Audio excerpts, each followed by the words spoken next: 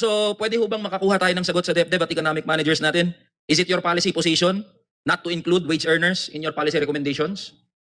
Mr. Chair, if I may, as mentioned, it's not that we do not intend to include the labor sector. As mentioned, we are currently prioritizing the severely affected sectors ng So, transport. kailan nyo po farmers. iimbitahan? Kailan nyo po i-recommend man lang yung mga manggagawa na makausap? Hindi kami nakakausap. Hindi kami na-invite sa kahit anong usapan, yung mga manggagawa, wage earners. Okay. Baka natatakot pagalitan mo. Mr. Chair, kahit gusto ko pong gawing light tong usapan natin, we are really offended kasi. If I may, I think that the relevance of the question pertains to okay naman na inaalagaan natin in terms of prioritization, pero wala tayong nadidinig tungkol sa mga near poor. So ang mga minimum wage workers kasi, ito yung isang hakbang na lang papunta na sa below the poverty line. Ito yung talagang nalalaglag. Meaning in terms of economic standing, konting taas ng presyo ng bigas, konting presyo ng gasolina, laglag ka agad dito below the poverty line. So yun ang katanungan dito is ano ang hakbang na ginagawa natin relative to paano natin mabibigyan ng lunas ang pinagdadaanan ng mga ito para hindi sila malaglag doon sa poverty line. Thank you, Mr. Chair. Well, we can only speak of, well, not exactly of subsidy, but could be a form of subsidy. The measures implemented by the Department of Agriculture to ensure that Mr. Chair, affordable commodities. if I may interject, so is it correct? Go ahead. Doon sa naririnig namin, mas pabor ang DepEd at economic managers na magbigay ng ayuda kaysa itaas ang sahod ng mga manggagawa? If I may, Mr. Chair, it's the position of the economic managers to leave to the regional wage boards the matter of raising wages. Ayan, o sasagutin ko ho yung sinabi nyo, Director.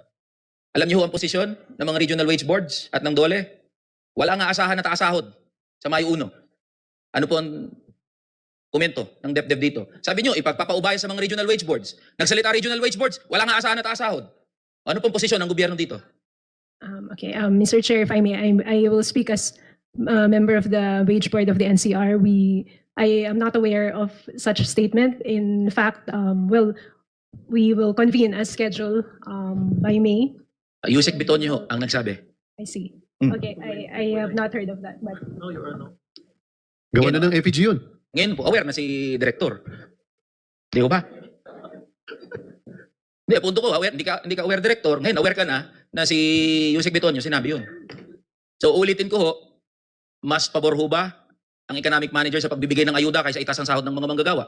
It's a yes or no? Ano lang, question. okay, okay. If I may, the capacity of the economic manager is only with respect to providing subsidies. So we Ayun. maintain that position that we. Ayun po. Maraming salamat po, Director. At least nalaman ng mga manggagawa ngayon.